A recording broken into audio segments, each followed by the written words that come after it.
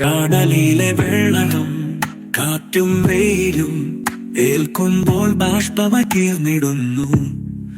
അവയൊക്കെ കൂടുതൽ ഒത്തുചേർന്ന നേരെ സാന്ദ്രതയേറിയ മഴമേഘമാകും. മിന്നൽ പിണരുകൾ ആയുധമാക്കിയ അഹങ്കാരിയായ മേഘമപ്പോൾ കര തേടിയെത്തുന്ന യാത്രാവേളയിൽ കരയിലെ മലനിരകൾ വിരിമാറ കാട്ടി അവയുടെ വരവിനെ ചെറുത്തു നിന്നു. മലയപ്പോൾ ചൊല്ലി സോദര നീ എന്റെ വീട്ടിൽ നിന്നിറങ്ങി കറങ്ങി നടപ്പൂ. നീ വേഗം മടങ്ങി നിൻ വീട്ടിൽ പോകൂ, അതിനുള്ള സൗകര്യം ഞാനൊരുക്കാം. നീവിടെ പെയ്തിറങ്ങിടുകിൽ നിന്നെ ഞാൻ നിൻ വീട്ടിലേക്ക് എത്തിച്ചിടാം. എൻ പാർശ്വങ്ങൾ നിനക്കായി നൽകുകയാവാം. പിന്നീട് സമാധാനമെത്തി നിനക്കപ്പോൾ കടലിലേക്ക് അങ്ങെത്തുകയാവാം.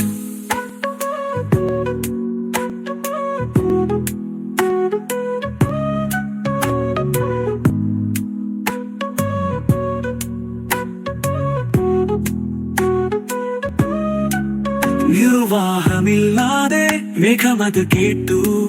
വൈരാഗ്യ ബുദ്ധിയോടെ മലതൻ പാർശ്വം ആകെ പിളർത്തി. മരങ്ങൾ പാറകൾ ഒക്കെ നശിപ്പിച്ചതങ്ങനെ താഴേക്ക് ഒഴുകി. ദൂരെ നിന്ന് നോക്കിയാലോ അതെല്ലാം മാലയുടെ കണ്ണീരെന്നു തോന്നും.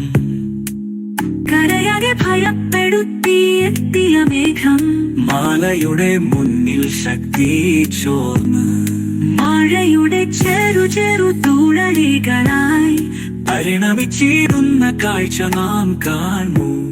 അഹങ്കാരികൾക്കൊക്കെ സംഭവിച്ചിടുന്ന ഭീഷണം ഇവിടെ കാണുന്നുവല്ലോ. ഭൂമിയിലേക്ക് എത്തിച്ചേർന്ന ചെറു തുഴലികൾ കൂട്ടായി ചേർന്നിടുമ്പോൾ ചെറിയൊരു ഉറവ പിറവിയെടുക്കുന്നു. മണ്ണിലൂടങ്ങനെ ഒഴുകിയെത്തുമ്പോൾ ഒരു അരുവിയായതങ്ങനെ മാറിയിടുന്നു. അരുവികൾ പലതായി സംഗമിച്ചങ്ങനെ തോടായി പുഴയായി കടലിലേക്കൊഴുകും. വന്യമാം പാറകളിൽ തട്ടിച്ചിതറി കരുത്തോടതങ്ങനെ മുന്നിലേക്ക് ഒഴുകും. ആ ശക്തി തൻ മുന്നിൽ കല്ലും മണ്ണും എല്ലാം നമിച്ചെന്ന് കുമ്പിടുന്നു. വേഗത്തിലങ്ങനെ ഒഴുകിയ വെള്ളം സമതലമെത്തുമ്പോൾ സൗമ്യനാകും. അതിനിടെയേറെ ആളുകൾക്കെല്ലാം ദാഹജലമായും കുളിനനയ്ക്കായും ഉതകുന്നൊരുത്തമ സുഹൃത്തായിടുന്നു. പുഴയി കാട്ടുന്ന സൽക്കർമ്മങ്ങളൊക്കെ മറ്റുള്ളവർക്കൊക്കെയും മാതൃകയാകും.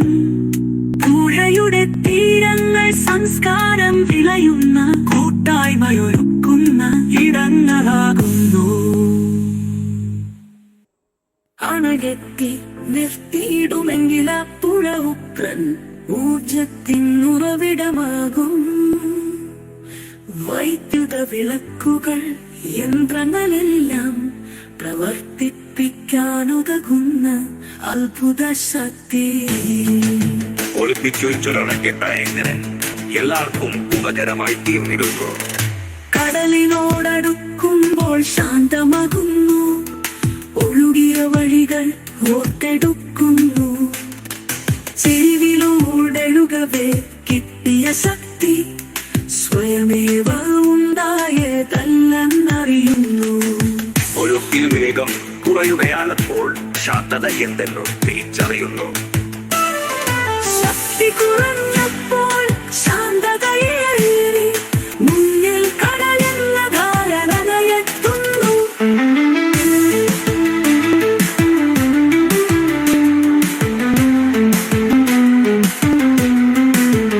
ഇവിടെ നിന്നു ഞാൻ ജനിച്ചു വീണ്ടും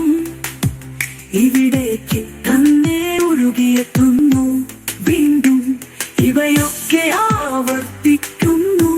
ഇതു തന്നെ സത്യമെന്നറിയുന്നുമുണ്ടോ? എന്താണ് ഈ പ്രകൃതി ആവർത്തനം? എല്ലാം ചാക്രികമായി തീരുന്നുവല്ലോ. പുഴകളെല്ലാം സ്ത്രീകളാണല്ലോ. ഗംഗയും യമുനയും സരസ്വതിയും എല്ലാം പെണ്ണാമം പേറുന്ന നദികൾ. അണുങ്ങളായുള്ള പുഴകളെ പറ്റി ആരെങ്കിലുമൊക്കെ കേട്ടിട്ടുണ്ടോ?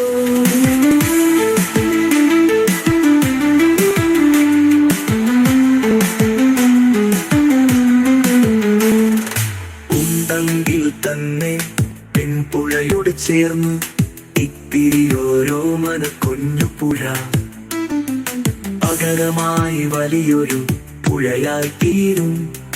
എല്ലാം അറിയുന്നു എന്നു നാം കരുതും, ഒന്നും അറിയില്ല എന്നതേ സത്യം. മനുഷ്യൻ ചിന്തിപ്പതിങ്ങനെയൊക്കെ ആരറിയും ഈ പ്രപഞ്ചത്തിൻ സത്യം? എനിക്കൊന്നും അറിയില്ല എന്ന് മാത്രം ഞാൻ അറിഞ്ഞിടുന്ന പ്രപഞ്ച സത്യം.